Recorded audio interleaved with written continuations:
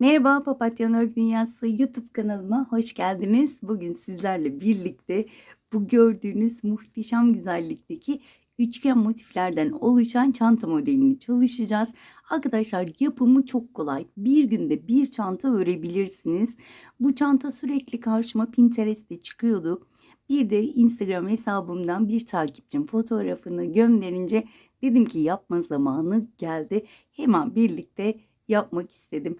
Evet arkadaşlar, hemen şöyle içini de göstermek istiyorum.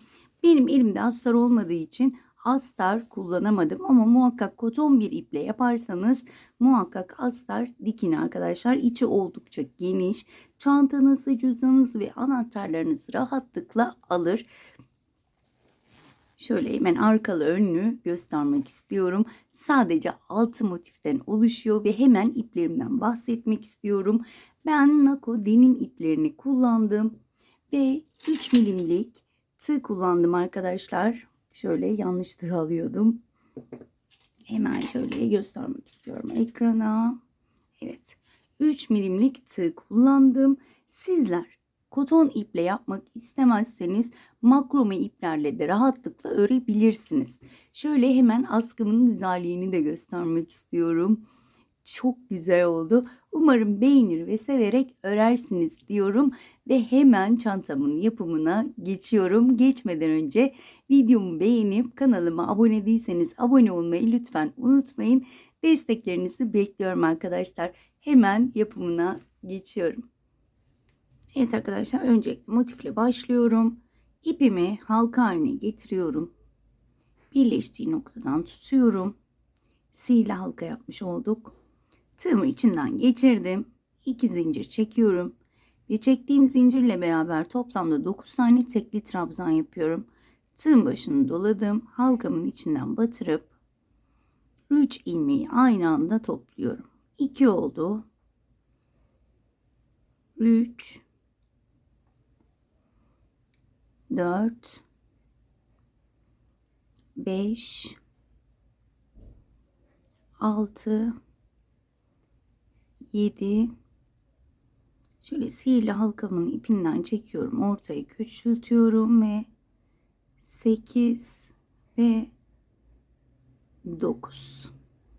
Halkamın ipinden tutup çekip iyice ortayı küçülttüm. Burada ilk çektiğim zincirin tepe noktasına batırıyorum. Kaydırma yöntemiyle kapatıyorum ve ortayı yapmış oluyoruz. Bir zincir çektim ve ipimi kesiyorum.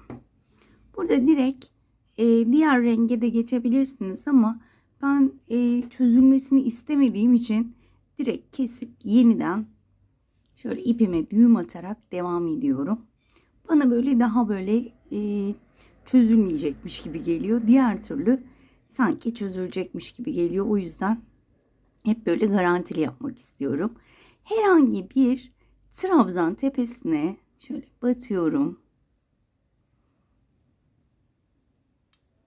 İpimi sabitliyorum. Örerken şu artık ipimi arkada yürüteceğim.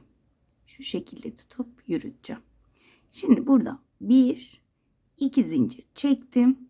Tığın başını bir kez doluyorum ve aynı yere batıp şöyle ilmeğimi de uzatıyorum. 2 ilmek çektim, gerisi tığımda. Tığın başını doladım. Aynı yere battım. 2 ilmek çektim, gerisi tığımda. Bir kez daha aynı işlemi yapıyorum. 2 ilmek çekiyorum. Gerisi tığımda kalıyor ve 4 tane yarım trabzan yapmış olduk. Ve hepsini birlikte kapatıyorum. Arada 2 zincirim var. Tığın başını doluyorum. Ve hemen yanındaki trabzan tepesine, hiç trabzan tepesi atlamıyorum. Tek tek batıp aynı işlemi yapıyorum. Her bir trabzan tepesine 4 tane yarım trabzan yapacağım. 2 oldu. 3 ve 4. Tığımda kalan tüm ilmekleri topladım. 2 zincir ve yine hemen yanındaki trabzan tepesine batıp Yine aynı işlemi yapıyorum. Toplamda 9 tane yaprağımız olacak. Üçüncü yaprağımızı yapıyorum. 3 oldu. Ve dördüncü yarım trabzanımı yapıyorum. Hepsini kapattım. 1, 2 zincir ve hemen yanındaki trabzana batarak şöyle çekelim. Altta kalabiliyor trabzan tepeleri. Onlara da dikkat edelim. Bu şekilde toplamda 9 tane yaprak yapıp hemen dönüyorum. Evet arkadaşlar, toplamda 1, 2, 3, 4, 5, 6, 7, 8, 9 tane yaprağımı bitirdim. Sonuncu yaprağımı kapattım. 2 zincir çekiyorum. Ve ilk yaptığımız yaprağın şu tepe noktasına bakın. Şöyle battım. Kaydırmayla kapattım. Bir zincir çekiyorum ve ipimi kesiyorum. Hemen şöyle arkasını çevirdim. Bakın arada yürüttüğümüz ipi direkt kesebilirim. Şu da yürüttüğümüz ip. Onu da kesebilirim. Ve geldik sihirli halkama. Sihirli halkamın çözülmemesi için şöyle ince bir tığ bulmak istiyorum. O fazla inceydi. Genelde ince bir tığ ile yaparsanız daha güzel oluyor, onu da söyleyeyim. Şöyle hemen herhangi bir ilmeğe batıp sihirli halkama bir düğüm attım. Bunu hemen başlangıçta yaparsanız sizin için çok yorucu olmayacaktır. Çünkü bütün motifleri bitirdikten sonra tek tek bunları yapmak biraz yorucu gelebilir. O yüzden hemen motifi yaparken bunları yapmanızda fayda var. Evet, bu şekilde temiz bir geçişimizi yapmış olduk. Tekrar pembe ipime geçiyorum. Yine ipime bir düğüm attım ve herhangi bir 2 zincirlik bölüme batıyorum. İpimi şöyle sabitliyorum. 1, 2, 3 zincir çektim. Yine arkada ipimi yürütüyorum. Bir kez doladım. Aynı boşluğa batıp önce bir, sonra 2 ilmek. Tığın başını doladım. Tekrar aynı yere batıyorum. Önce bir, sonra 2. Daha sonra tüm ilmeklerimi kapatıyorum. Fark ettiyseniz burada 3 tane yarım trabzan yapmış olduk. Arada 2 zincirim var. Tekrar aynı bölüme battım. Önce bir, sonra 2, geri kalanı tığımda.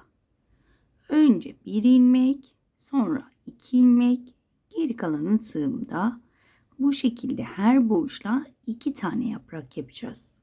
Hepsini kapattım. 1, 2 zincir. Tığın başında oluyorum. Diğer 2 zincirlik bölüme battım.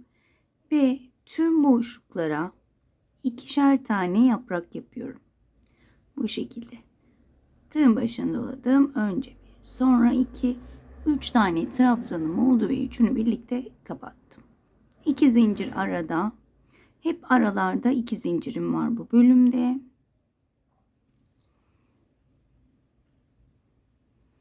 Bu şekilde yine sıra sonuna kadar devam edeceğim. Kapattım. 2 zincir ve diğer boşluğa geçiyorum ve her boşluğa 2 tane yaprak yapıp dönüyorum. Evet arkadaşlar, sıra sonuma geldim. Yine sayalım. 2, 4, 6, 8, 10, 12, 14, 16, 18 tane yaprağımız olmuş oldu. 2 zincir çekiyorum ve ilk yaptığım yaprağın tepe noktasına battım. Kaydırma yöntemiyle kapattım. Bir zincir, ipimi kesiyorum ve diğer rengime geçiyorum. Şöyle çok güzel bir gri rengim var. Son sıramı da gri ile, yani ana renginiz neyse son sırayı ana renginizle örmeniz gerekiyor. Evet. Yine şöyle bakın, şöyle ara değil de şu iki yaprakların arası, şöyle göstermek istiyorum. Bakın şu aralar değil de şu iki yaprağın arasından başlıyorum. 1, 2, 3 zincir çektim. Yine arkada ipimi yürütüyorum. Tığın başını 2 kez doladım. Aynı noktaya batıp 2, 2, 2 ilmek çekerek üçlü trabzan yaptım. Yine aynı noktaya batıp yine bir üçlü trabzan daha yapıyorum. 2, 2 ilmek kapatarak bu sefer bir kez doladım. Hemen yanındaki boşluğa battım. Önce 1, sonra 2, 2 ilmek çekerek üçlü bir trabzan yaptım. Bir kez doladım. Aynı noktaya battım. İkili trabzan. Bunu biraz şuraya kavis vermek için yapıyorum. Daha sonra hemen yandaki boşluğa batarak 2 tane ikili trabzan. Yandaki boşluğa geçtim. Aynı boşluğun içine 2 tane ikili trabzan. Hiç arada zincirim yok. Yandaki boşluğa geçtim. 2 tane ikili trabzan. 1, 2, 3, 4 tane grubum oldu. 5. grubu yine önümdeki boşluğa battım. Bir tane ikili trabzan. Bakın 5.'de yapıyoruz bunu. 1, 2, 3, 4, 5.'de tığın başını doladım. Aynı yere battım. Üçlü trabzan. Önce 1, sonra 2, sonra 2. Şimdi burayı yine köşe yapacağız. İlk köşemizin yarısını yaptık. Şimdi buraya ikinci köşemizi yapacağız. 2 kez doluyorum. Köşenin demişim. Boşluğa battım. Üçlü trabzan.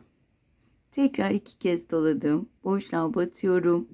2 2 ilmek kapatarak üçlü trabzan. 3 tane. Arada 2 zincirim var. Ve yine aynı boşluğun içine 3 tane üçlü trabzanımı yapıyorum.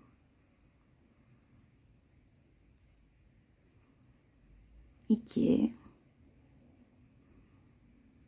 ve 3. Bu şekilde.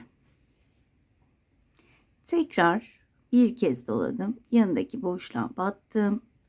Üçlü trabzan. Aynı boşluğa ikili trabzan. Yanındaki boşluğa batıp 2 tane ikili trabzan. Yanındaki boşluğa battım. 2 tane. Yanındaki boşluğa battım.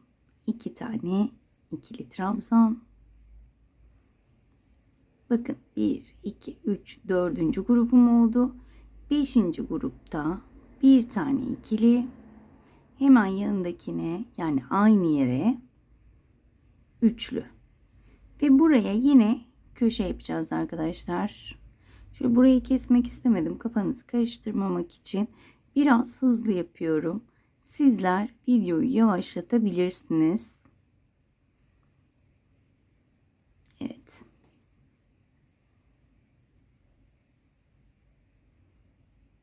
Üç tane üçlü trabzan, 2 zincir, 3 tane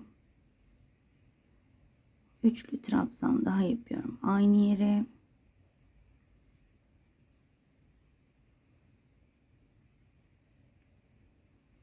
Ve hemen yanındaki boşluğa şunu da şöyle yapmak istiyorum.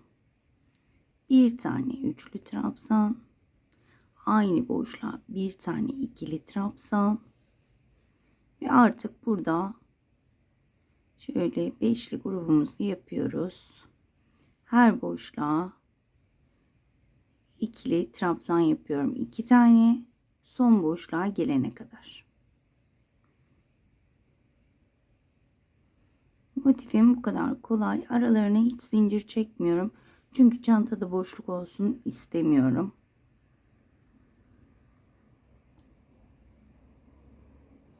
Bakın ilk yarısını yapmıştık. Şimdi şurada şunu tekrar yapacağım. En sonuncusu üçlü trabzan. 2 kez doladım ve ilk köşemi tamamlıyorum. 3 tane üçlü trabzan yaparak.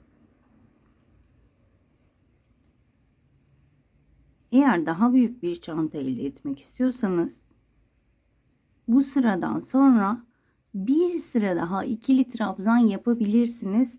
Çantanızın büyüklüğüne göre ayarlayabilirsiniz.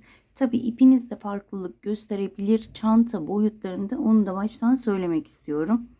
Şöyle 2 tane zincir çektim. İlk yaptığım, şöyle zincirin tepe noktasına battım. Kaydırma yöntemiyle kapattım. Bir zincir çekiyorum. Bir ipimi kesiyorum. Şöyle hemen göstermek istiyorum. Motiflerimiz bu şekilde hazırlanıyor. Ben toplamda önceden 5 tane örmüştüm. 6.'yı da beraber ördük. Bunlara biraz karşıdan buhar gösterdim birleştirmeden önce. Buna da şimdi biraz karşıdan buhar göstereceğim. Şimdi arkadaşlar hemen ölçülerini vermek istiyorum. Şöyle bir uçtan bir uca şöyle yaptığımda bakın. Şöyle şuradan ölçeyim. 11,5 santim geliyor arkadaşlar. 11,5 santim. Şöyle şuradan şuraya ölçtüğümde de aynı. 11,5. 11,5 santim geliyor. Benim yaptığım çantanın ölçüsünde. Sizler elinize bağlı, kullandığınız iplere bağlı bu değişecektir. Veya kullandığınız tığa bağlı. Bunu her zaman söylemek istiyorum. Çünkü bazı arkadaşlar diyor ki biz yaptık çok küçük oldu, biz yaptık çok büyük oldu. Gerçekten arkadaşlar ip ve elimizin ayarı bunlar için değişiklik gösteriyor. Evet arkadaşlar hemen birleştirme noktasına gelelim. Evet arkadaşlar öncelikle dizilimini göstermek istiyorum. Şöyle öncelikle 3 taneyi şu şekilde koyuyorum. Ve şu şekilde birleştireceğiz. Yani şuradan başlayacağım birleştirmeyi, dönerek şu şekilde birleştireceğim. Birleştirme tamamen size ait. Sizler ister dikerek birleştirebilirsiniz veya farklı yöntemlerle birleştirebilirsiniz. Tamamen size kalmış. Şöyle 2 tanesi bakın, üçgenler şöyle yukarı bakıyor. Yani şu köşeler. Şöyle alıyorum ikisini. Şöyle hemen arkadan uzunca bırakıyorum. Daha sonra oraya dönüp bağlantımı yapacağım. Bakın. Şu hemen ortadaki zincirlere batıyorum. İlmeğimi içinden şöyle bir zincir çekmiş oluyorum. Daha sonra arkalı önlü batıyorum. Bakın tek tellerine batıyorum. Şöyle batıyorum ve bir kaydırma yapıyorum. Daha önce bir birleştirme göstermiştim alttan şu şekilde ama burada ben bir çıkıntı olsun istediğim için bu şekilde yapıyorum. Az önce dediğim gibi sizler nasıl istiyorsanız o şekilde birleştirmenizi yapabilirsiniz. Bakın bir buradan bir de karşıdan alıyorum. Kaydırma yapıyorum. Bir buradan bir karşıdan şu şekilde kaydırma. Biraz daha yakınlaştıralım. Evet. Şimdi daha iyi oldu. Şöyle bir buradan bir buradan alıyorum ve kaydırma yapıyorum. Bu şekilde birleştirmesi hem çok kolayıma gidiyor benim, hem de şöyle bir çıkıntı olmasını istiyorum şurada. Bakın şu çıkıntıyı istiyorum. Eğer çıkıntı olsun istemiyorsanız şu ilmeği aşağı alıyorsunuz. Şuradan bir buradan bir buradan, o şekilde çok çıkıntı olmayacaktır ama ben bu çıkıntıyı istediğim için bu şekilde devam ediyorum. Evet arkadaşlar şöyle sıra sonuna kadar aynen bu şekilde bu yöntemle birleştirmeye devam edelim. Sıra sonuna gelmek üzereyim. Şöyle son zincirlere de batarak devam ediyorum. Şöyle bakıyorum. Evet. Buradan şöyle bir bakayım. Diğerine geçiyorum. Diğerini şu şekilde yine birleştiriyorum. Ve yine devam ediyorum.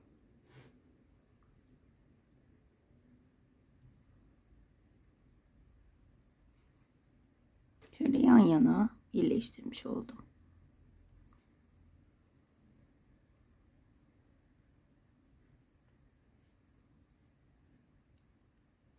Yine aynı yöntemle birleştiriyorum.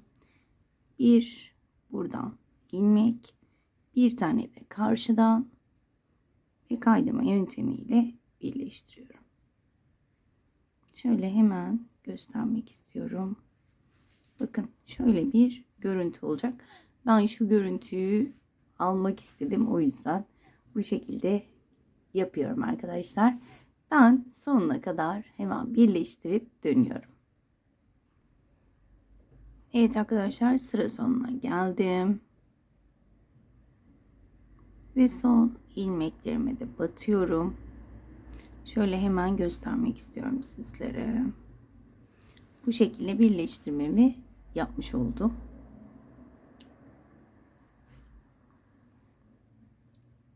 Şu sona da batsak mı diye bakıyorum ama bir deneyeceğim. Şurada düzgün bir geçiş sağ. Evet. Sonuncuya da battım, son zincire de. Bir zincir çektim. İpimi kesiyorum. Daha sonra bunu saklarız. Bakın burada bir ip şöyle uzatmıştık. Hemen onu da şöyle bir düğüm atarak bağlıyorum. Ve ipi saklıyorum. Bu da buradan artık çözülmeyecektir. Şöyle bütün püf noktaları tek tek vermek istiyorum. Biraz video uzayabilir ama şöyle elinize aldığınızda tam manasıyla yapmanızı, örmenizi ve güzel güzel kullanmanızı istiyorum. Evet, şöyle iyice saklayalım. Kullandığınız tığdan küçük bir tığ kullanmanız benim için çok önemli. Çünkü açılmalar olmayacaktır. Bu şekilde arkadaşlar bir bölümünü 3 taneyi birleştiriyorum. Şimdi kamera arkasında üçünü de aynı şekilde birleştirip hemen döneceğim. Evet arkadaşlar, ben ikinci parçamı da birleştirdim. Şimdi bu iki parçayı birbirine birleştireceğiz. Şöyle tersleri birbirine bakacak şekilde üst üste koyuyorum. Ve bakın buradaki üçgen kısımlardan şu şekilde birleştireceğiz. İlk üçgen kısımları bu şekilde tutuyorum. Ve ipimi alıyorum. Şöyle yine ipimi uzatarak şöyle uzunca bırakıyorum. Ve yine aynı şekilde zincire batarak devam ediyorum. Önce bir zincirle başladım. Daha sonra az önce yaptığımız gibi karşılıklı gelecek şekilde kaydırma yöntemi yaparak devam ediyorum. Bu şekilde. Bakın bir buradan alarak devam ediyorum. Tüm çevreyi birleştirene kadar, şuraya gelene kadar devam edeceğim birleştirmemi arkadaşlar. Çok da videoyu uzatmayalım çünkü birleştirme yöntemimiz aynı. Karşılıklı şu şekilde batarak kaydırma yapıyorum. Başka bir işlemim yok. Evet, ben bu şekilde sıra sonuna kadar devam edip hemen dönüyorum. Evet arkadaşlar, ben birleştirmemi yaptım. Şöyle göstermek istiyorum. İplerimi sakladım ve görünüş bu şekilde oldu. Hemen diğer tarafı da şöyle göstermek istiyorum. Çok şirin, çok güzel oldu. Benim gerçekten çok hoşuma gitti. Evet, hemen şöyle kenar bölümüne de bir ikili trabzan ya da tekli trabzan. O tamamen yine size kalmış. Şöyle ipime düğümümü attım. Şöyle şuradan başlamak istiyorum. Şöyle bir zincir çektim. Şöyle tek tek trabzanların tepelerine batırıp tekli trabzan yapıyorum. Tek tek batıyorum. Arkamda yine ipi saklıyorum. Şöyle saklayarak örelim. Artık iplerimiz kalmasın. Evet, başını doluyorum ve tek seferde 3 ilmeği topluyorum. Bu şekilde devam edeceğim. Şu ortaya gelene kadar bu şekilde devam edelim. Evet arkadaşlar, sıramın sonuna geldim. Tam bölüme geldiğimde şuraya ikili trabzan yapacağım. Bakın burada ilmekler görünüyor zaten 3 tane. Üçüne de şöyle ikili trabzan yapıyorum. Yani burayı birazcık yükseltmiş olacağım. Şöyle 2 ilmeği batalım. Orada bir açıklık olmasın. Tek ilmeğe batarsak orada bir açıklık oluyor. O yüzden şöyle 2 ilmeğe birden batmak istiyorum. Evet. Yani çok şurada bir çöküntü olsun istemedim. O yüzden böyle bir yöntem buldum. Biliyorsunuz şöyle deneme yanılma yöntemiyle yapıyoruz. Buradaki zincirleri de tek tek batıyorum. Kaç zincir varsa ve tekli trabzanlarımı yapmaya devam ediyorum. Bu şekilde tüm etrafını tekli trabzan yapacağım. Sadece şu ortada, şurada çok bir çöküklük kalmasın diye burada ikili trabzan yapacağım. Evet arkadaşlar, bu şekilde tüm etrafını dönüp hemen dönüyorum. Evet, son trabzanımı da yapıyorum.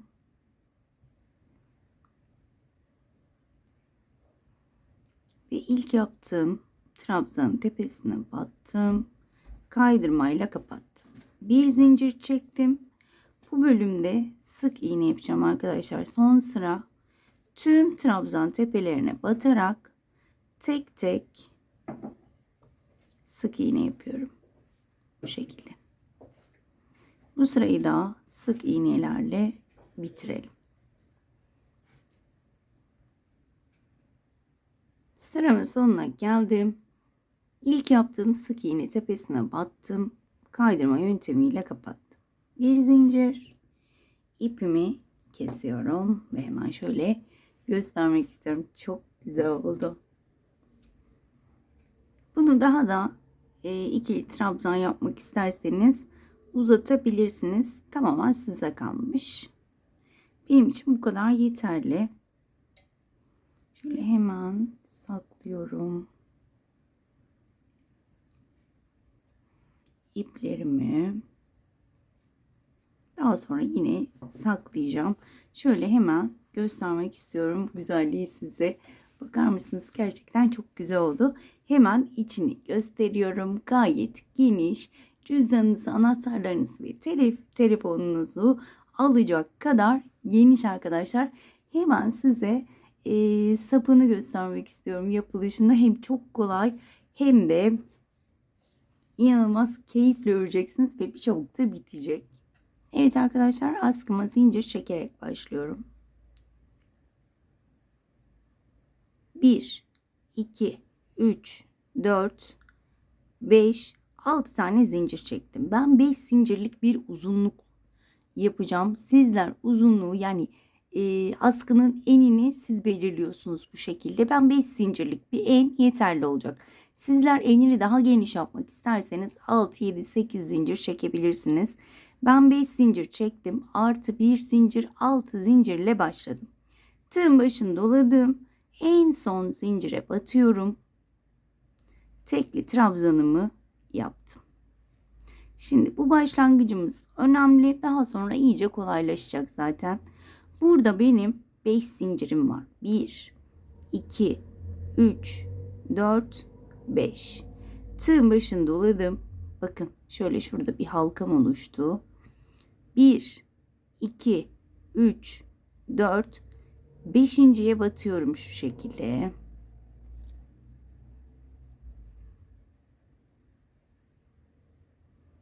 Ve yine tekli trabzan yapıyorum.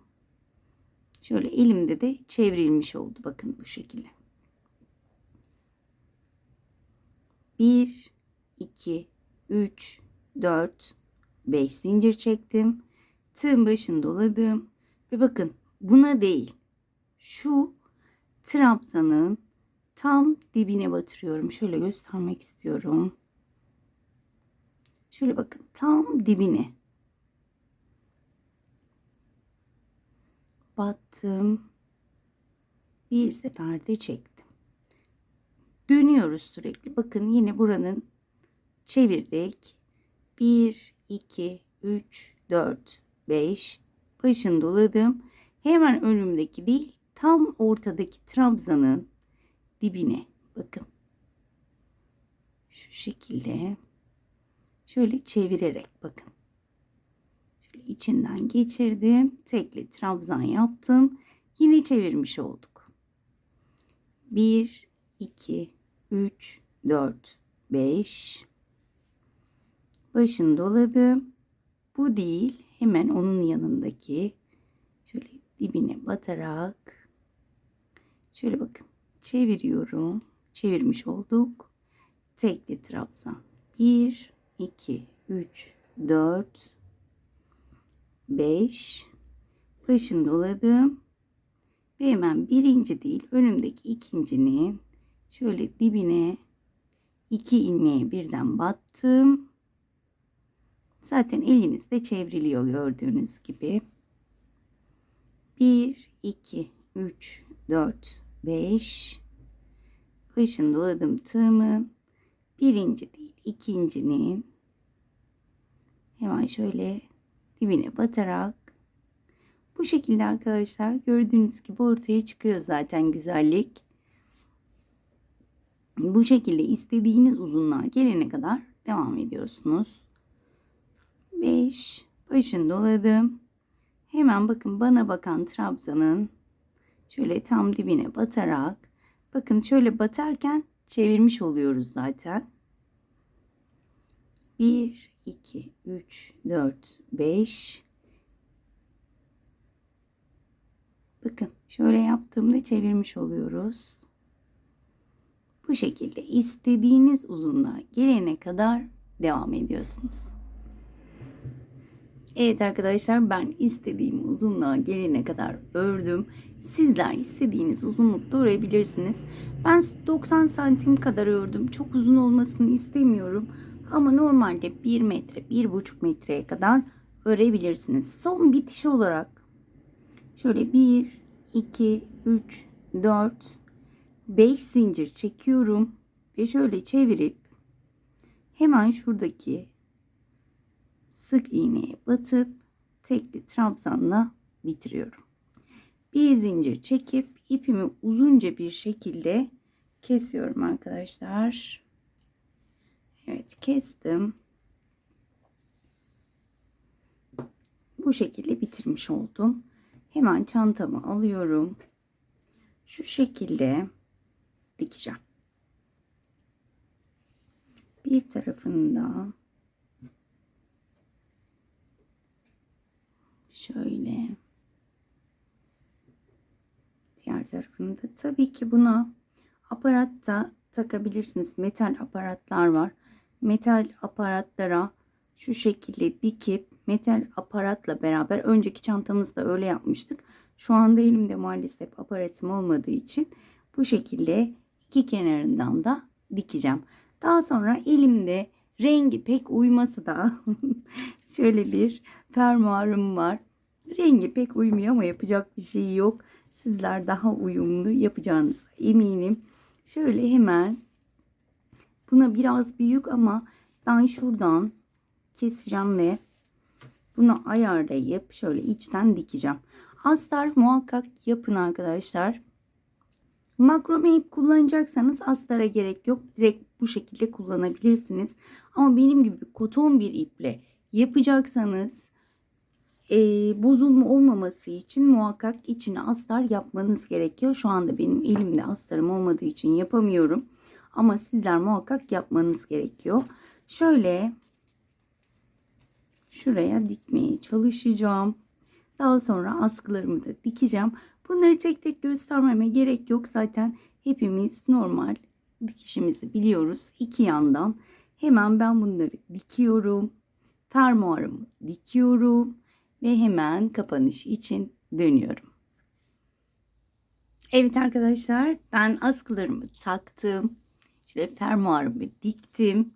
Tabii astarım olmadığı için astar takamadım ama sonradan fermuarın üzerine astar terziye taktıracağım. Gördüğünüz gibi içi gayet geniş ve gerçekten çok şık bir çanta oldu. Şöyle göstermek istiyorum. Gerçekten çok güzel oldu. Askım da çok güzel durdu gördüğünüz gibi. Şöyle hemen dikim kısımlarını göstereyim. Önce askıları diktim. Daha sonra fermuarı diktim. Onu da belirtmek istiyorum. Evet arkadaşlar, bugünlük de bir videonun sonuna geldik. Umarım ayrıntılı bir şekilde anlatabilmişimdir. Umarım anlatımımdan memnun kalmışsınızdır. Bir dahaki modellerde görüşmek dileğiyle. Kendinize çok iyi bakın. Hoşça kalın.